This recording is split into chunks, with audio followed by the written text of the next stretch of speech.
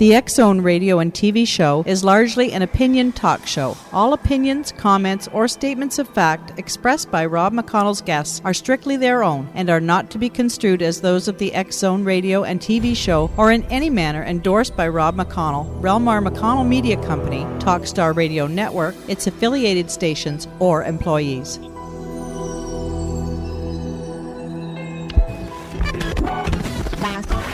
All Hit Radio.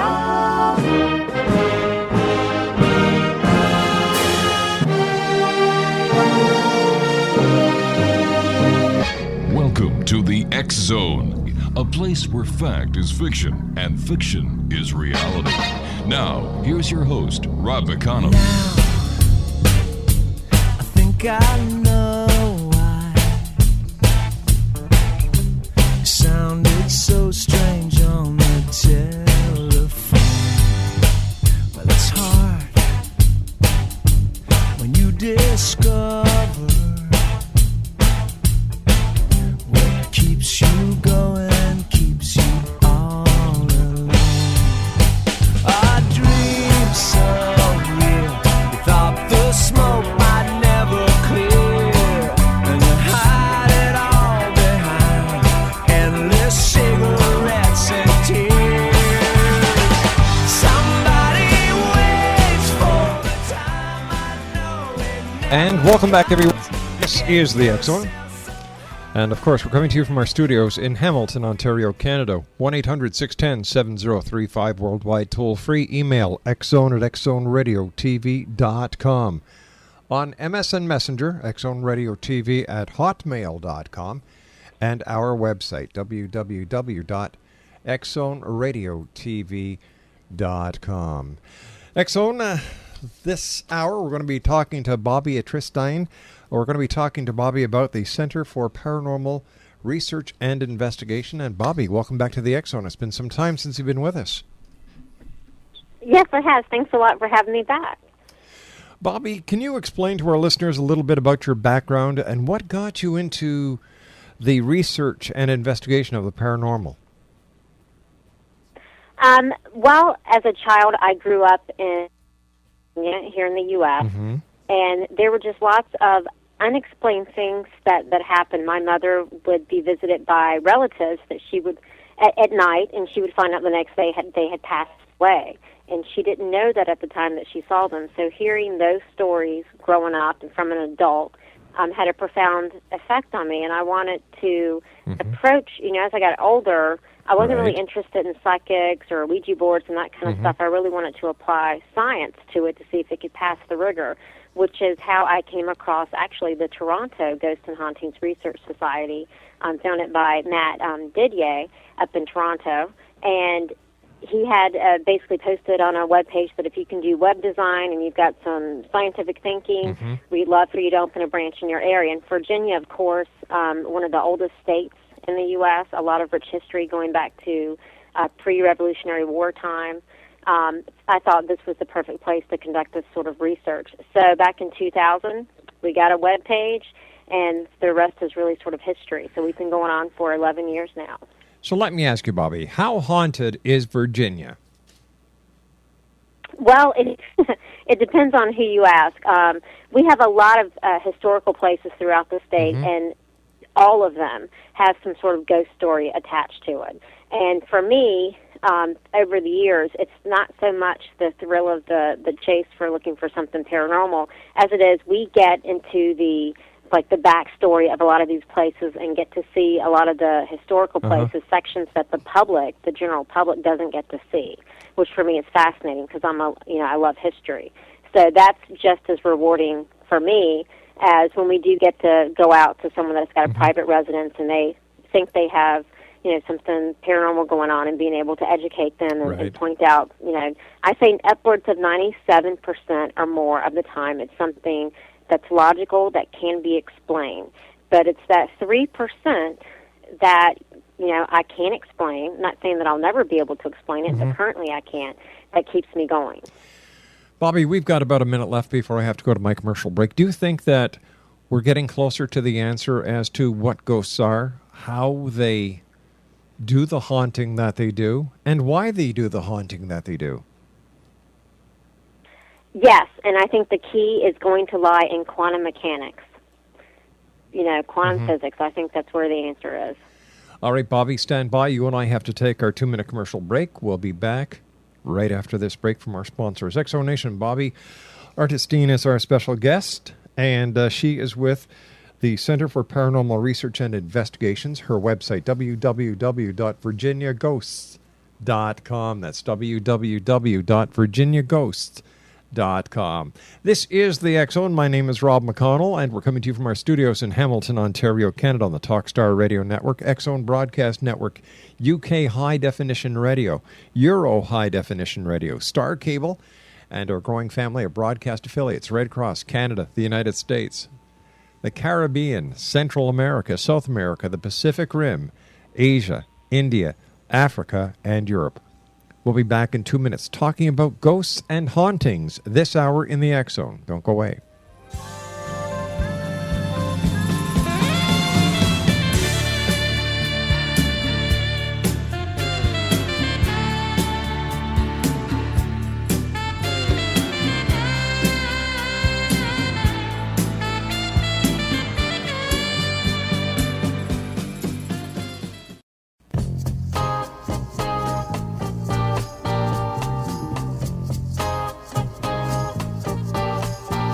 In the cool of the evening when everything is getting kind of groovy, I call you up and ask you if you'd like to go with me and see a movie. First you say no, you got some plans for the night, and then you stop and say, alright, love is kinda crazy with a spooky little girl like you. And welcome back, everyone. Talking about ghosts this hour. The Center for Paranormal Research and Investigation. Bobbie Atristain is our special guest. Bobbie, when was the first time you yourself had an encounter with a ghost? Well, I guess I was a kid, and I'm thinking probably it was in the mid-'80s, so probably 10, 11, 12, something like that.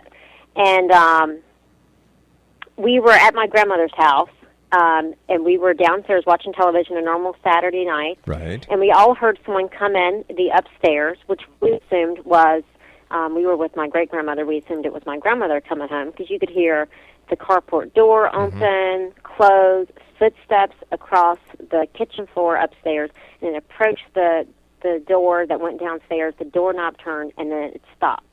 And so we thought this was weird because if it had been, my grandmother, and if she would have forgotten something, for instance, she would have told us so we wouldn't be freaked out as if someone were trying to break in. And we went upstairs a few minutes later, and no one was there. The door was locked. We asked my grandmother the next day, did you come in and forget something? And she said no. And what was interesting is that my two uncles were still living at home. They were still teenagers. And during about a month period of time, everyone in that house experienced the same thing, to the point that one of my uncles actually thought someone was trying to break in and got a gun and ran upstairs and thought he was going to confront someone coming in. We're not sure why that happened, and it doesn't happen now, as far as I know. But for a month or so period of time, it happened where everyone heard it. And we didn't think ghost when we heard that. We just thought, well, someone's coming in. And then we just thought it was weird when no one, went downstairs when no one was actually there. So for me, things like that, where I had my sister, myself, and my great-grandmother, we all heard it, and then other members of the family hearing the exact same thing, made me start thinking about, well, and along with the stories from my mother, being visited by deceased relatives, there's something to this, because we're not a crazy family. We don't do drugs. This is just, and it wasn't a big deal to us. We weren't freaked out by it. It was kind of like, okay, that was weird. Just go on. We didn't dwell on it. We didn't think something was going to come through the TV. There wasn't an evil spirit. Because back then, as well, you didn't have the proliferation of all the stuff that you do now on television, where we get a lot of requests from homeowners who have something strange happen or think they've had something strange happen, and they're completely freaked out that, Satan's living in their home and, they're all going to die and things like that. It's just unreal. Things like that never occurred to me. Bobbie, would you say that television either is an asset or a hindrance to legitimate ghost investigators like you? Really, it's both. Definitely the increase of, we get a lot more cases now. Mm-hmm. However, the caliber of those cases have gone down. One thing with it being on television, you do get people that maybe had experienced things but didn't know that, there were actual paranormal researchers out there that they could contact. But on the other hand, now everyone either wants a ghost because they want to be on TV, or they think everything, they don't look for the logical. And we are affiliated with the Taps family. Mm-hmm. And so every time that Ghost Hunters does a new show, any cases they get in Virginia for a certain section of Virginia get referred to us directly. And so a lot of time now, if people find out, well, Jason and Grant aren't going to come with TV cameras, they're just, not interested. And the other half of the cases are ones that, people are just, they really want a ghost. The one positive thing for this is it's gotten us into some historical places that maybe we wouldn't have gotten into before, because after watching what they do on Ghost Hunters, they can see it's not a bunch of kooky people with Ouija boards and psychics, things like that. So they have allowed us to conduct investigations, which has been very fruitful. But those kooky people are still out there doing what you should be doing. Yeah, they are. And the other problem with the TV shows is, whereas for a long time we were the only paranormal research group in Virginia, now I can't even tell you how many there are. And a lot of those are what I call ghost enthusiasts. Yeah. They want to see a ghost. They're not really interested in the serious research, and they apply zero scientific method to their research. You look at their pages and there's dust, and it's, they say it's the spirit of, they know all about this piece of dust and its former life, and it scary. Cracks me up. It's scary. And infuriates me too. Yeah. Bobbie, let's say your organization is called by a homeowner. How do you proceed? Well, we have a 3-step process. So the first thing that happens, I look to see, we've got the state divided up into different regions, and I have lead investigators that live in each of those regions. So it gets referred, all cases come to me. I refer them to the lead investigator for that region. They will usually do a phone call and talk to them, and that's, kind of trying to gauge, what's happening, make sure they're not totally insane. Yeah. We ran into a few of those. So make sure that it sounds legitimate. So you've got a screening process. We absolutely, yeah. And then there's a second step where a small team that's local goes out there for a couple hours. Once again, you're looking to make sure they're not watching Stephen King 24/7 or Ghost Adventures or some of those folks, and that there's something legitimate. And if it seems to be legitimate, we also give out a couple of basic psychological tests, which are designed to see, are you more likely to look for a paranormal explanation versus a logical explanation, that kind of stuff, for all the principal witnesses. 95% of our investigations do not make it past that stage, because the last step is the all night or all day, whenever the activity is occurring, setting up surveillance and basically doing a surveillance of the area, which is what people are accustomed to seeing on television. But 95% of the cases never make it to that because they don't pass muster on the first 2 steps. What would be the criteria for you to commence a full-blown investigation? Well, one of the things, first of all, the people need to be credible. If the people, if it seems to be as predictable, the activity is somewhat predictable, if it's something that they say it happens twice a year, and it's already happened 3 times, we look for some sort of predictability. One thing that we get people to do from the very first contact is to start keeping a log and to note when things happen and to note things like weather, what were you doing, trying to look to see if there's a pattern that maybe they are not aware of, if they're not noting it down. And based on those things, we really, if it's something that seems like it happens on a regular enough occasion that we would be able to, especially now with the economy and gas prices being so expensive. I mean, none of us get paid for this. It's all volunteer. It's all of our money for travel and that. It's really got to be something that we think will end up being fruitful. Are children more susceptible to paranormal activity than adults are? Well, it's kind of hard to say. I mean, there's definitely that theory that up to the age of 7, kids have the ability to see things that we can't because of the, brain development timeline, that kind of thing. And so I'm not really sure. I mean, we had, for instance, because they say the same thing about animals, and we do have a child psychologist, a lady who's a lifelong school administrator who's got a degree in child psychology that we bring in if there are certain cases where children are involved. And we also had a lady who was experienced with animal psychology. And for a lot, because they always say, oh, my dog or cat does this and that. And in the cases that we brought the animal specialist in, when the dog was acting freaky, it was because they knew the kennel was downstairs and they didn't want to get in the kennel. It had nothing to do with Casper in the basement. It was the, not loving the kennel. Right. So we haven't found in our research that either that panned out to be true in the cases we've investigated. How often do you go to a residence, you're there setting up your investigation, and bang, something of the paranormal nature starts without you folks being ready? That probably happens quite a few times, especially recently. We were investigating a house, a private residence, a very old house in the western part of the state, and as we were setting up our gear, the door starts vibrating violently, and everyone sees it, and there's no logical reason. They're not near a railroad track. There wasn't an earthquake.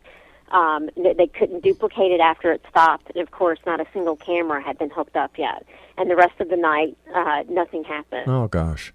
They stayed there and surveilled the area for the next 6 hours. And we had something similar. We were at an old theater, which was just massive, movie theater, and we just didn't have enough cameras to cover every place. We did cover every place that the owner told us was a hot spot.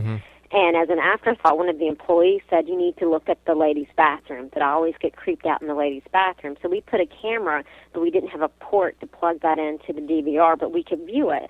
And sure enough, the only action that happened that night was the door in the ladies' bathroom that we could see, we could view, but we weren't recording, opening and closing on its own. So it seems that if there are spirits, they're very elusive.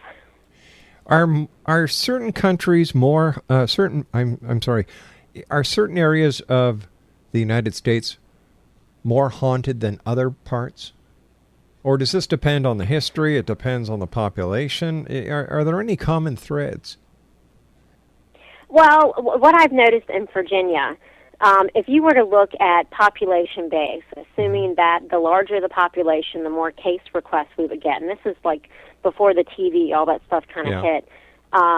In Virginia, I would have assumed that I would have gotten the most cases from the D.C. area, outside of Washington, D.C., and then from the Virginia Beach area, because that's our two largest population centers in the state. However, what I've found, and this has been pretty consistent over the 11 years or so, is that we actually get more cases from Western Virginia in the mountains and the Virginia Beach area. And so for me, it makes me think that somehow geology is involved, because you have the mountains in the western part of the state, and you have the beach with water, which everyone says, water has some impact. Right. What I can tell you about Western Virginia is those folks in that, Appalachian Mountains seem to, ghosts are a part of their culture. And I've talked to many people that have, for generations grew up in the mountains, and they say, having a ghost in your house is like having a family dog. Like, you just don't talk about it. It's not a big deal. Bobbie, stand by. I've got to take my news break. We'll it. be back on the other side. Our special guest is Bobbie Atristain. She is with the Center for Paranormal Research and Investigation. Website, virginiaghost.com. We'll be back after the news. Don't go away.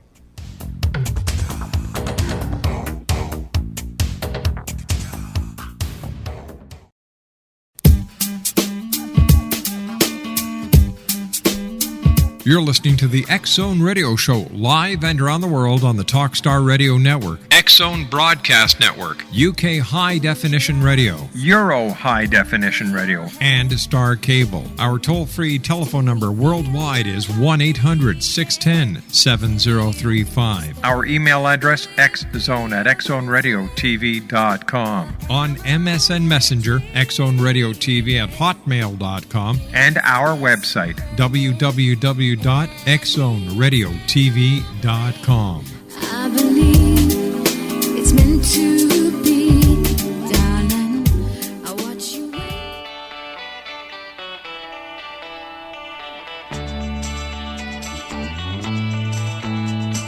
Hey, Mr. Tambourine Man, play a song for me. I'm not sleepy and there ain't no place I'm going to. Hey, Mr. Tambourine Man, play a song for me. In the jingle jangle morning, I'll come following. Bobbie Atristain is our special guest of this hour, X-Zone Nation. She's with the Center for Paranormal Research and Investigation. The website is virginiaghost.com. Bobbie, are there some people that are more susceptible to seeing ghosts than others? Yeah, I believe so. And one of the tests that when people come to us and say they're experiencing paranormal phenomena, we administer. It's a test that was put together by a group of psychologists back in the 90s, I think, called the Magical Ideation Scale. And it seems that people that score highly on that are more likely to look for a paranormal explanation than a logical one. In my research, and this is just something that I noticed, doing case after case, and then when I would meet with fellow researchers from other parts of the U.S., and I find the same thing.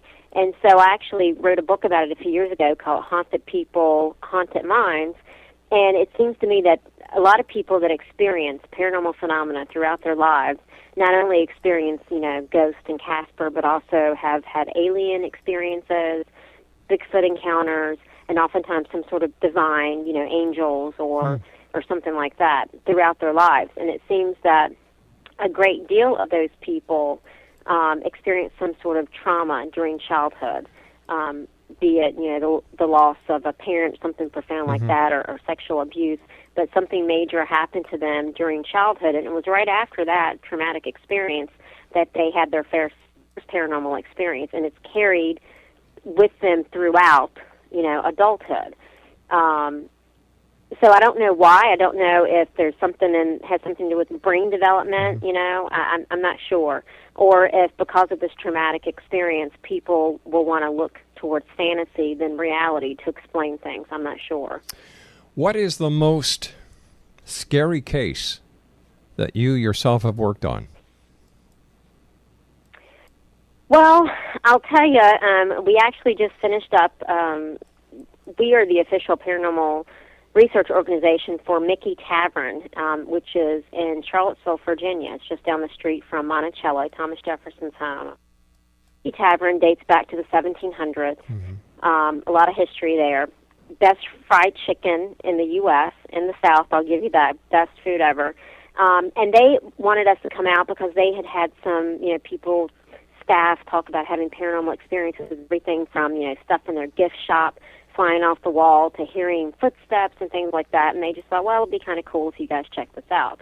So we've actually been out there a few times, and the last time we were out there, I had two grown men, 6 foot plus, come running back into the to the tavern where we had kind of our mission control, because everyone had heard, and this is 5 or 6 people, had heard footsteps walk down the stairs, which were right beside of them, heard, the weight shift on one of the stairs, but yet there was no one there. And throughout the night, we actually tried the old flashlight trick where you ask a question and see if they'll turn on the flashlight to respond. And we have this on video. It's going to be posted onto our YouTube channel very shortly, where we are asking questions, and the flashlight is responding on demand, like clockwork, to questions it wants to answer yes to, which was very interesting. We tried to duplicate that by stomping around, like is someone stomping, or is there something that's causing this? But when you see the video, and I've got to get that posted quickly, you can see that it doesn't answer yes to all the questions, just certain ones. All right, let me ask you: if a ghost is translucent, is not made of mass, how can a flashlight go on and off? I have no idea. I mean, I have no idea. It's just very interesting to see that. And was it a ghost, or was it perhaps someone that was in the room, you know, some kind of psycho-telekinesis? I don't know. I do not have the answer to that. But I found it very interesting, the answers that the answers it gave to the questions we were asking. And then everyone, I actually wasn't in the way the tavern's set up. You have the original tavern, which used to serve as a guest house and bar and that kind of thing back in the 1700s. And then they've actually built a newer facility beside of it, which actually is where they serve the food today. With the flashlight going on and off, which we could view, we had a monitor where we could view this. One of the owners of the tavern was with me. I didn't want to leave her in there by herself because she was getting, I think, a little apprehensive. So I wanted to stay with her and not leave her alone. And then everyone else was in the original house watching this, and they were the ones that heard the footsteps. The footsteps for me, you know, the flashlight, it's interesting. It's definitely interesting. I can't explain it right now. We tried to find out if there was some sort of vibration, is there any kind of pattern to this, and we can't. But the footsteps, for sure. I think it was 5 or 6 people in there getting ready to leave. I mean, actually, they were all lining up to get ready to go out the front door, and they hear someone come downstairs, and they actually thought it was my husband, who's also a member of the group. Maybe he'd gone upstairs and he was coming down, and they hear these steps coming down the stairs, and there's no one. And my husband, ironically, had come back to where I was, so he wasn't even in the original house. Why are people so enthralled with ghosts still? You know, it's like, geez, it reminds me of the old CB clubs of the '60s. People hunting down ghosts. What's the aim? What's the object of these investigations? Because they're not recognized by any scientific institution. So why do you guys do this? Right. Well, I can tell you the reason that my group does this is hopefully to somehow get some sort of data collected in a manner that we could present to a scientific. The University of Virginia, for instance, still does quasi-parapsychology stuff in their abnormal psychology unit, to have an actual serious university take a look at this. Everyone else, a lot of the people that you see, I'm afraid it's just thrill. It's thrill-seeking. It's an adrenaline rush. What kind of formal training does your group have as far as credentials are concerned to classify yourselves as paranormal researchers? Well, first of all, we don't claim to be experts or professionals, okay? We have people from all walks of life, people, psychology, teachers. I'm a big-time computer geek. We have police officers.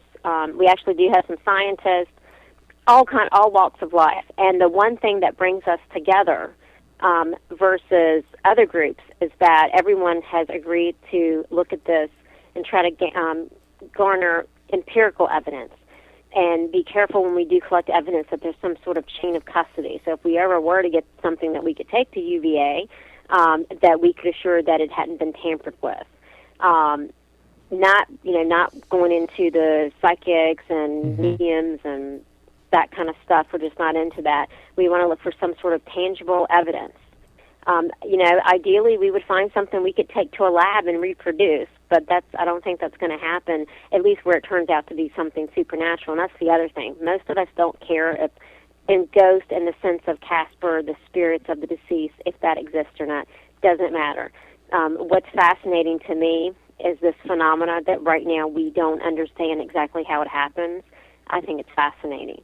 And it doesn't matter that there's a formula or it's something to do with quantum mechanics. To me, it's still just fascinating, just the way that it works. That's what's fascinating to me.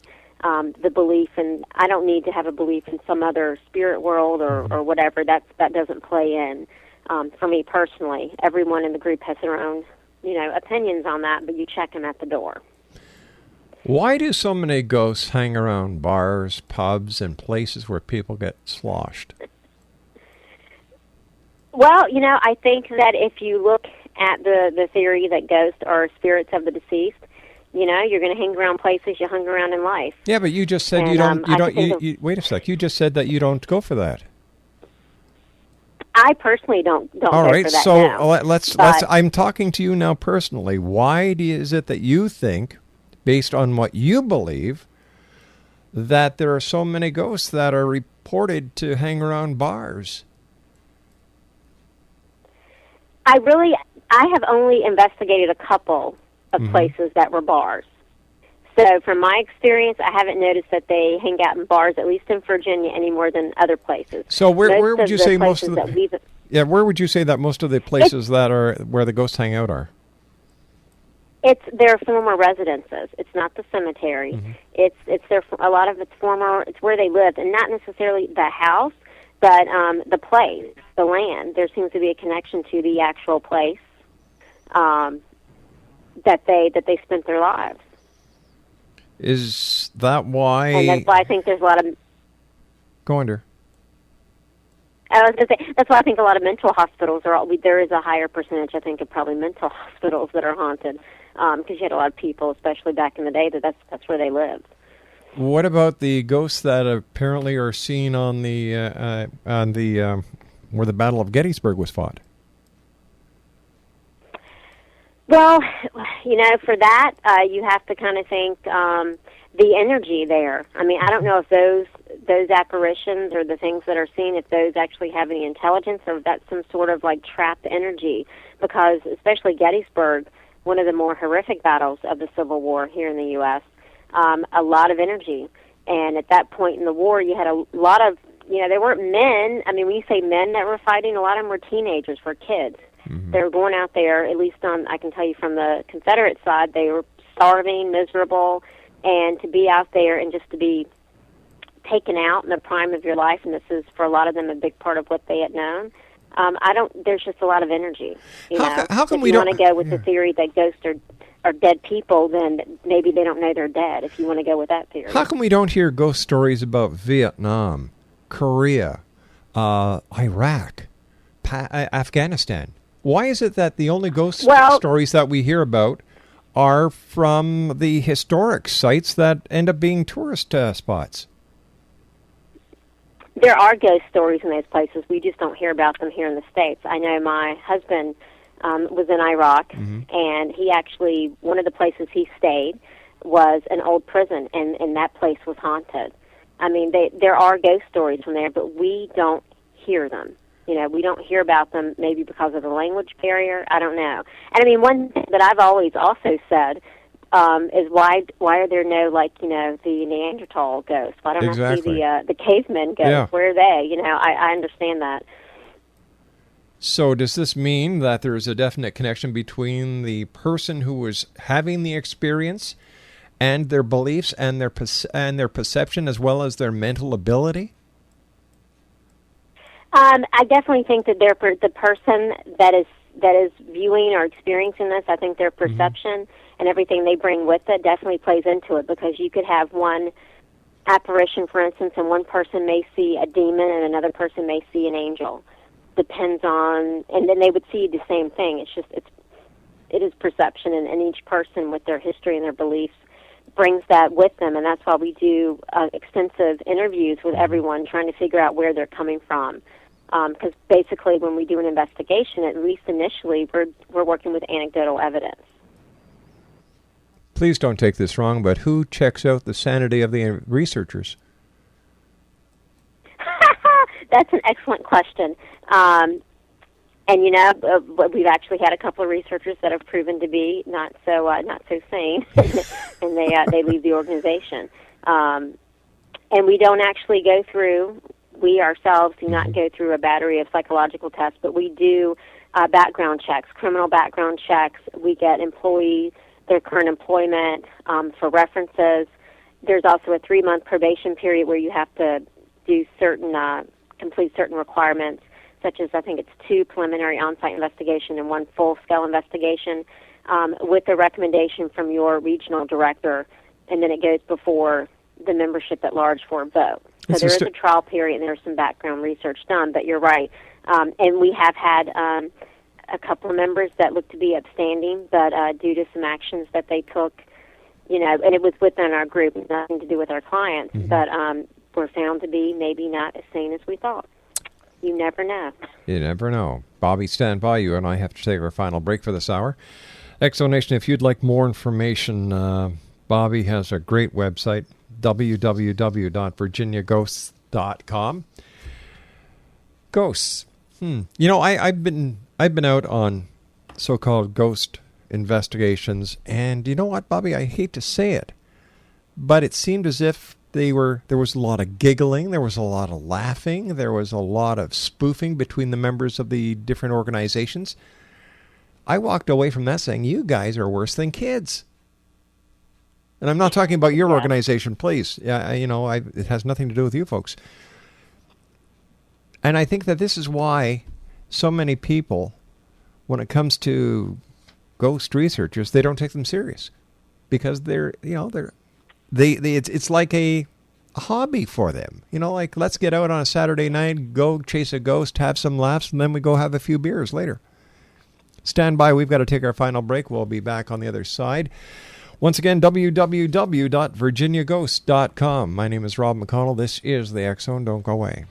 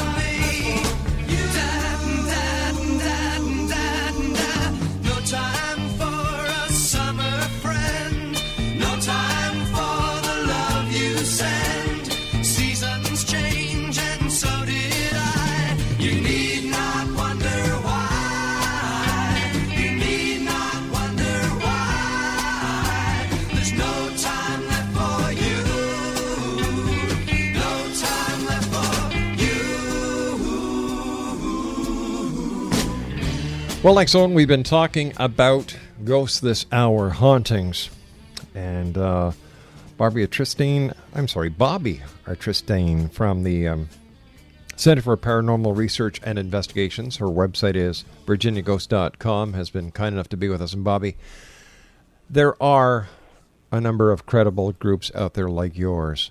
Unfortunately, it's the ones who do it haphazardly, who do it for fun, are ruining it for the people like yourself who do it with science in mind. If somebody is planning on calling a paranormal organization because they truly believe that there is paranormal activity happening within their home, what questions should they ask, and what are some of the red flags that they should look for? That's a great question, and I think that's important considering the proliferation of ghost enthusiasts that's happening right now. One thing I would do is check out their website and see if they have credible bios, so you'll know the kind of people that are in this organization. When you speak to them, find out what sort of screening process. For instance, everyone in my group goes through a Virginia State Police background check to make sure they're not wanted criminals, and that's also a requirement for TAPS now. We were doing it before TAPS wanted it, because I don't want people knowing where I live, because a lot of times we meet at my house if they're not, if they're crazy kind of thing. I would also look at the kind of evidence they post on their website. If they are posting those ghost pictures and then claiming that, they know the whole past life of this piece of dust, that should be a red flag. But the big thing is to make sure that, they look like they're professional. The website's a lot of times a big giveaway as to how professional the group is. Look at the kind of evidence that they've posted. Mm-hmm. Do they get back with you right away? What kind of things are they asking you? Are they even asking you any questions to see if you're legitimate, or they just want to come to your house? Because that should be another big red flag. And if someone walks into your home and says right away, there's a ghost and I can see it, or you've got a demon, or they want money, those are huge red flags, because there are a lot, especially here in the U.S. and Canada, a lot of groups that do this. They're nonprofit. They will not charge you a dime. So someone that's asking money, or someone that's promising that they can get rid of a spirit for you, big red flag. One Big final red flag. quick question, Bobbie. Psychics during ghost investigations. What's your opinion of it? I just think it's all crap, personally. I'm not into psychics. Yeah. I'm sorry. I have not had a psychic yet, and I've met tons of them that said they were psychic, that could give me anything that couldn't be, anything that they couldn't have known ahead of time, or that they couldn't pick up from some sort of cold reading or something. Not met that psychic personally yet that convinced me that they had powers beyond that of your average person. Bobbie, I want to thank you ever so much for joining us. Always a great pleasure talking to you. Keep up the great work, my dear. You are a light in a group, in an area of the paranormal that needs more shining, and if anybody can do it, you can. Take care of yourself, Bobbie. Thank you. Bye-bye now. Thank you. Well, that's it for tonight, everyone. We'll be back to, Monday night, as once again we cross the time-space continuum to this place that I call the X Zone. So, have a great weekend. Happy, Labor Day weekend, and we'll see you. Bye-bye now.